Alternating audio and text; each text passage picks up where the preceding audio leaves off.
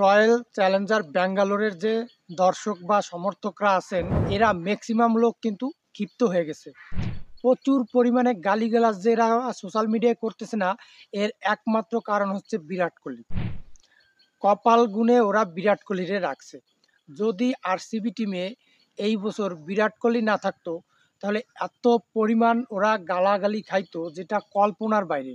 ওরা যারা team management নিলামে গেছে, যে সমস্ত এক্সপার্ট ওইখানে বসে আছে, এরা কোন কোয়ালিটির কত লো লেভেলের এক্সপার্ট বা এরা নিলামে অংশগ্রহণ করার মতো কতটুকু যোগ্যতা আছে, এইটা নিয়েই আমার সন্দিহান। বিরাট কোহলির রিটার্ন করছে, ওকে ঠিক আছে। ইএস দয়ালরে রিটার্ন করছে, ঠিক আছে। রজত পাতিদাররে ওরা রিটার্ন করছে, ঠিক আছে। তিনটাই ভালো প্লেয়ার, কোনো সন্দেহ নাই। ওরা কেন মোহাম্মদ সিরাজকে রিটার্ন করলো না আমার মাথায় আসে না। ওদের অবশ্যই মোহাম্মদ সিরাজকে রিটার্ন করা উচিত ছিল।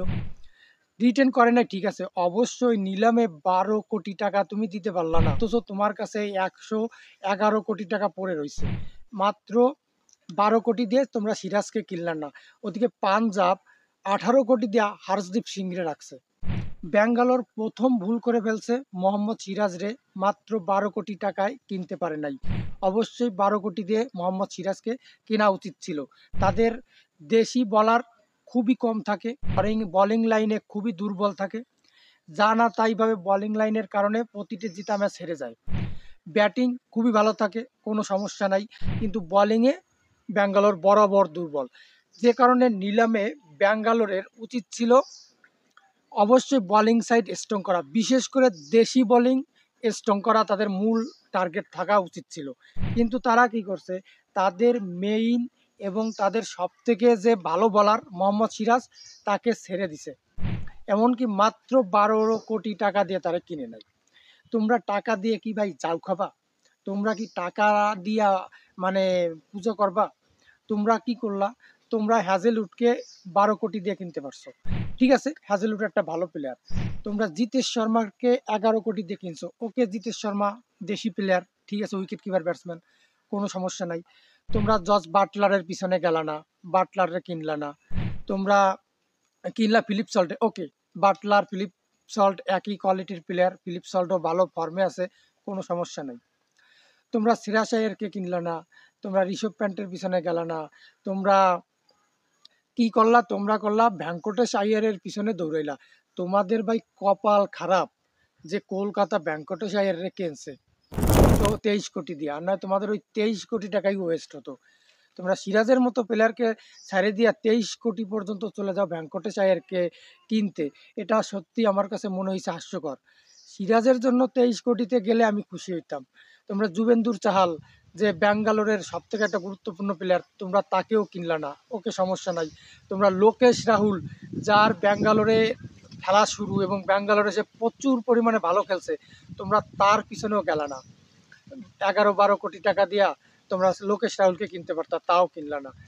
মোটামুটি আরসিবির এবারের যে নিলাম হয়েছে, আরসিবি আজকের দিনে দেখা যাক কি করে, কিন্তু আমার মনে হয় না আরসিবি ভালো কিছু করতে পারবে। ওদের নিলামের যে সমস্ত এক্সপার্ট ওইখানে গেছে, যে সমস্ত অ্যানালাইজ গেছে, তারা আমার কাছে মনে হয় খুবই অনভিজ্ঞ। তারা টিম কম্বিনেশন সম্পর্কে তাদের কোনো ধারণা নাই। বিশেষ করে টিম কম্বিনেশনে আমার মাথায় আসে না ম্যাক্সওয়েলের মতো প্লেয়ার, হয়তো বা তার লাস্ট 2টা সিজন খারাপ গেছে, কিন্তু ব্যাঙ্গালোরে ম্যাক্সওয়েল একটা খুবই উল্লেখযোগ্য একজন ব্যক্তি, একটা ব্র্যান্ডের মাল।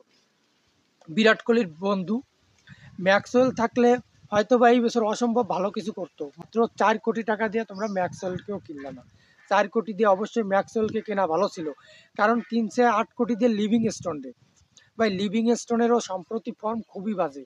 সেদিক থেকে বিবেচনা করলে লিভিং স্টোনের থেকে ম্যাক্সওয়েল অনেক বেটার অপশন হতো 4 কোটিতে।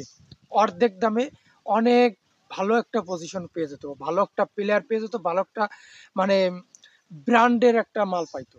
যাই হোক, পদে পদে ভাই, পদে পদে আরসিবি ভুল করছে।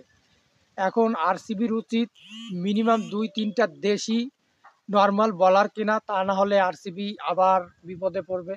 ব্যাটিং মোটামুটি আছে ভাই, বিরাট কোহলি আছে, রজত পাতিদার আছে, ফিলিপ সল্ট আছে, মোটামুটি ঠিক আছে। ওদের একটা বিদেশি ভালো মানের অলরাউন্ডার দরকার, এবং দেশি 2-3টা বলার দরকার এবং আর্ন করা 2জন বোলিং হলেও হয়। মানে ব্যাটিং এর দরকার নাই। এখন আরসিবির পুরো ফোকাস দেওয়া উচিত অলরাউন্ডার এবং বোলিং এর দিকে। ভাই আরসিবি এবছর নিলামে যে ধরনের মানে অপরিপক্কতা দেখাইছে, আরসিবির সাপোর্টাররা যে এখনো সোশ্যাল মিডিয়ায় মা বোন করে নাই তার একমাত্র কারণ বিরাট কোহলি। যদি বিরাট কোহলি আরসিবির প্লেয়ার না থাকতো এই বছর, ওদের গালিগালাজ করে ওদের শেষ করে দিত, ওদের দর্শক পুরো কমে যাইত। বিশেষ করে যুবেন্দ্র চাহাল, লোকেশ রাহুল, জস বাটলার এদের পিছনে অবশ্যই যাওয়া উচিত ছিল। এমনকি ট্রেন্ট বোল্টের পিছনেও যদি যাইতো তাহলেও অনেক ভালো করতো, কারণ ট্রেন্ট বোল্টও মাত্র 3-4 কোটিতে বিক্রি করছে এবং মুম্বাই নিয়ে গেছে। এটাও একটা গুড ডিল মুম্বাইয়ের জন্য, আর আরসিবির জন্য খুবই ব্যাড ডিল হয়েছে সব মিলাইয়া। ধন্যবাদ সবাইকে।